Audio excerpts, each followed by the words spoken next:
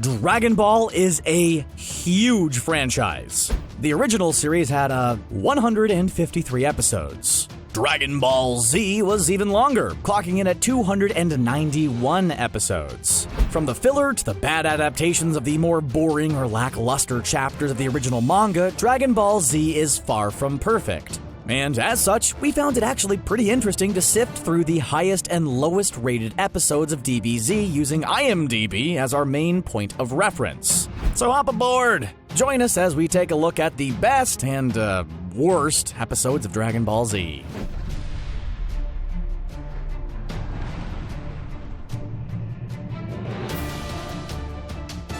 Let's start off with one of the best episodes in all of Dragon Ball Z, Final Atonement. While many agree that the Buu Saga is the weakest saga in the series, it undoubtedly had some of the coolest and most compelling scenes scattered throughout. Case in point, Vegeta's sacrifice. In this episode, Vegeta realizes the error of his ways and finds that he doesn't need to revert to his old ruthless methods to be strong.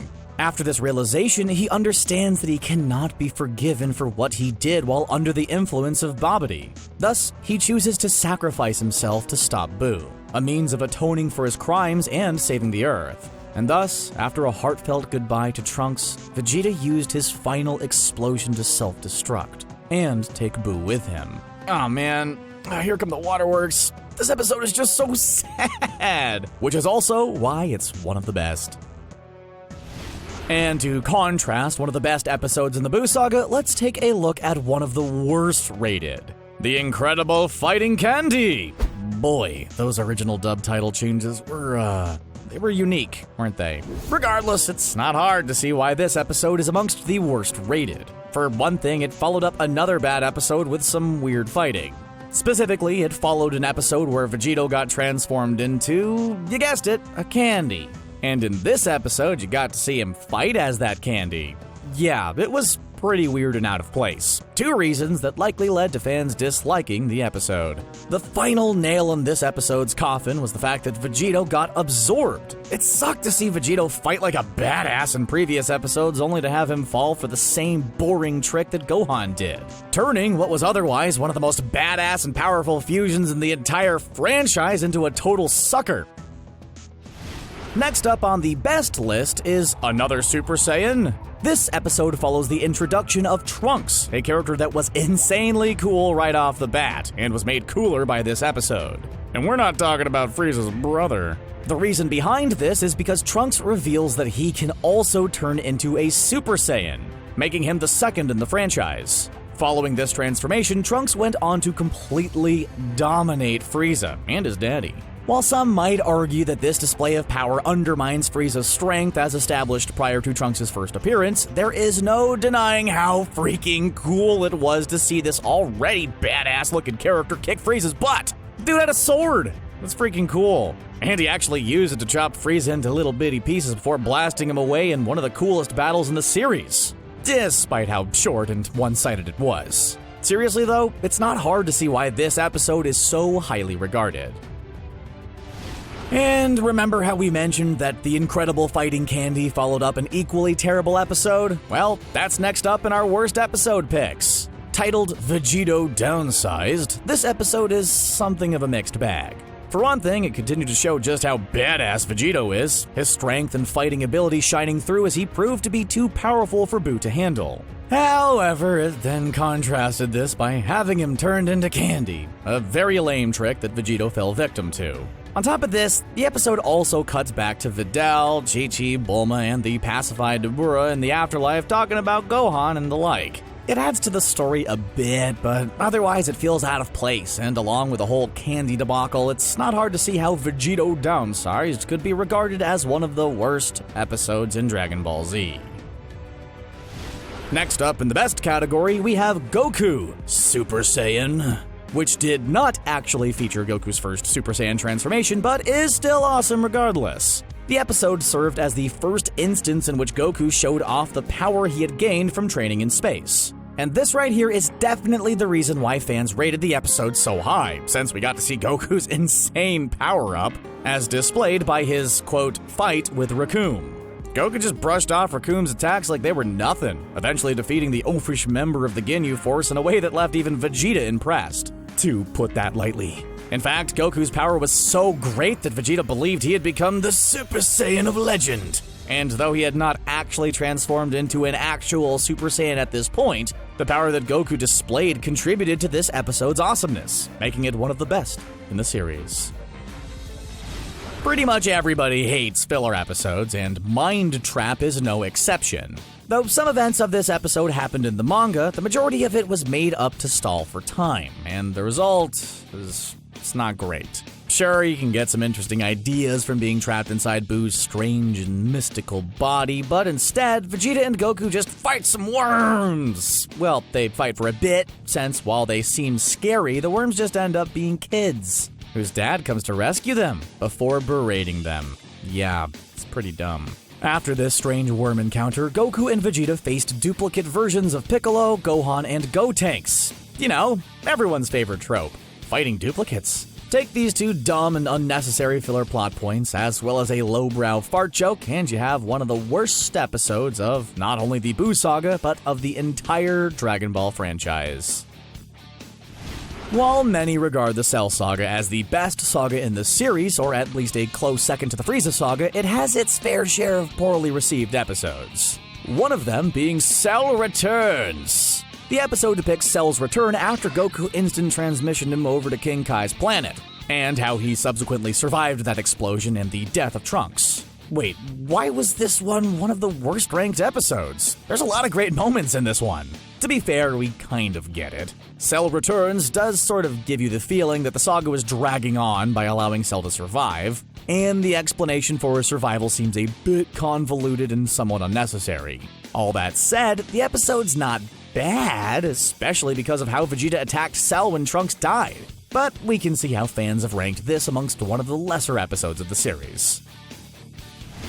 Now we come to what is undoubtedly the best episode of the Frieza Saga, and possibly of the entire series, Transformed at Last. This episode, as one might assume from the title, depicts Goku's first Super Saiyan transformation, and the circumstances that led up to it. Though this episode does contain some filler with the Ginyu Force on King Kai's planet, it quickly changes gears into the meat of the story, which depicts the return of Frieza after he appeared to perish at the hands of Goku's Spirit Bomb.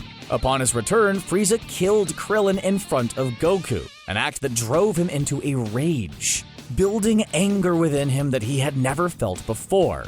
The power of this rage turned Goku into the legendary warrior, the Super Saiyan, changing anime history as we know it forever, which is why this episode of Dragon Ball Z stands as one of its best. And once again, we have an episode that dragged itself down with filler. The horror won't end. One of the final parts of the Cell Saga, this episode slowed down the tension of the battle by taking a trip down memory lane. Specifically, we learned of Cell's origin. Again. Yeah, remember how we already learned how he was made earlier in the Cell Saga? For some reason, the filler of this episode decided to go back down that road again, to eat up time. Sure, yeah, that's what filler does, but it's particularly bad, seeing as it drained all the energy from the story by pulling away from the fight between Gohan and Cell for a story we'd already heard before. What purpose did it serve to hear this origin again? The choices made in this episode are questionable at best and completely unnecessary at worst, which is why The Horror Won't End serves as one of the series' worst episodes. Next up in the best category is the long-awaited fight, which, you guessed it, depicts the long-awaited fight between Goku and Majin Vegeta. A clash of pride and a battle of honor, this fight stands as one of the best in the series, a few factors contributing to this. First off, the battle has a lot of meaning behind it. It's the climax of Vegeta's character arc in both the Buu Saga and the series as a whole. Second, the fight is so well done. It feels desperate, rageful, and is extremely well choreographed, making for a captivating duel that is right up there with Goku and Vegeta's first battle, and it all starts with this episode. The long-awaited fight doesn't contain the entirety of Goku and Majin Vegeta's clash, but it does contain the start of the epic fight, which kicks off with a bang, thus making the episode one of the best in the series. Though the end of Vegeta has very little fighting in it, it still stands as one of the most highly regarded episodes in the series. The reason for this is likely that it contains strong story elements, powerful character moments, and straight-up devastating emotions. The end of Vegeta depicts, well, the end of Vegeta, since the character dies in this episode. A passing that was portrayed as and felt tragic despite his deplorable actions up until then. What made Vegeta's death so devastating was because he told Goku the story of how the Saiyan race was destroyed. Tears rolling down his face as he used his final moments to ask his fellow Saiyan to avenge their fallen people. Add to this Vegeta's final breath, the bond he formed with Goku in his last moments, and Goku getting ready to fight Frieza, and this episode shapes up to be one of the series' best. Next up, we have Goku is GINYU and GINYU is Goku, an episode that depicts the iconic battle between Goku and Captain GINYU that results in the two switching bodies. It's not hard to see why fans love this episode, even before the famous body switch happens, since the only reason that Captain GINYU decided to switch bodies with Goku was because he was so strong at this point that he was too much for the captain to handle, thus the perfect candidate to switch bodies with.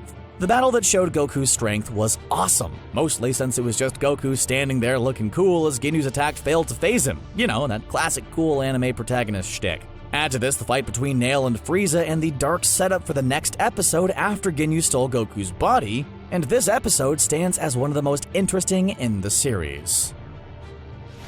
There are a couple of factors that contribute to why fans didn't really respond well to the Doomsday broadcast, the first of which being that it felt a bit fillerish. Despite only part of this episode being filler, there are parts that feel like unnecessary fluff. And even though it was kind of a dope flex for Cell to go on live television just to announce how strong and powerful he was, the rest of the episode is dragged down by a whole lot of nonsense. For example, Gohan's dream about Cell killing his friends and loved ones is super dumb. Not only was it unnecessarily brutal, but the whole "it was a dream the whole time" thing was a lame bait and switch that added nothing to the episode, and very little to the overall plot of the saga.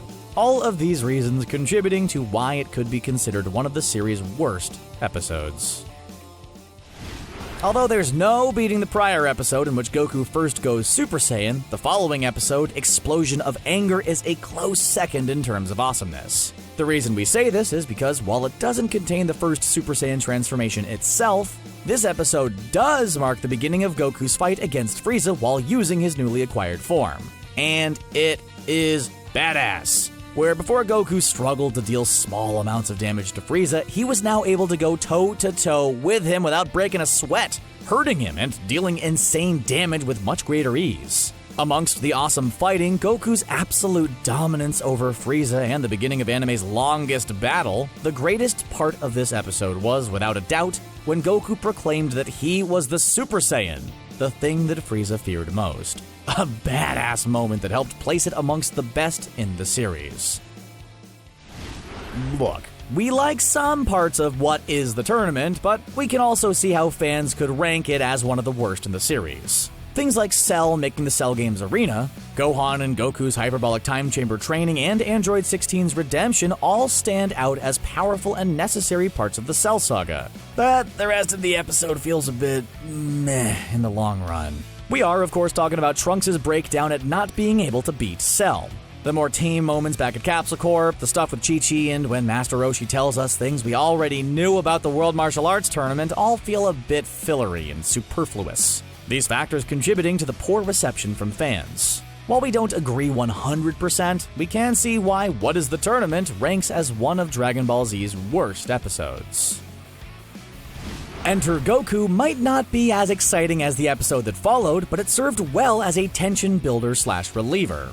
By this, we mean that since the first episode of the Namek Saga, things seem to get worse and worse as Gohan and Krillin continued to search for the Namekian Dragon Balls and encountered Frieza's army, building tension with each episode.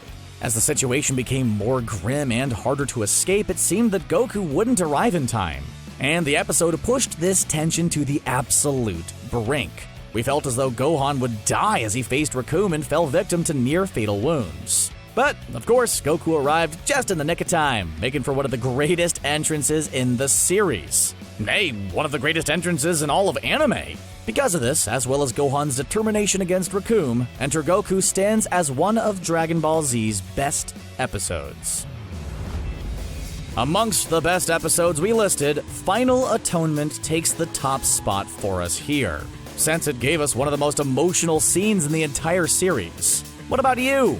Was this your favorite in the bunch, or did another claim that spot? What about your least favorite? Let us know in the comments down below, and don't forget to subscribe to CBR for more Dragon Ball videos.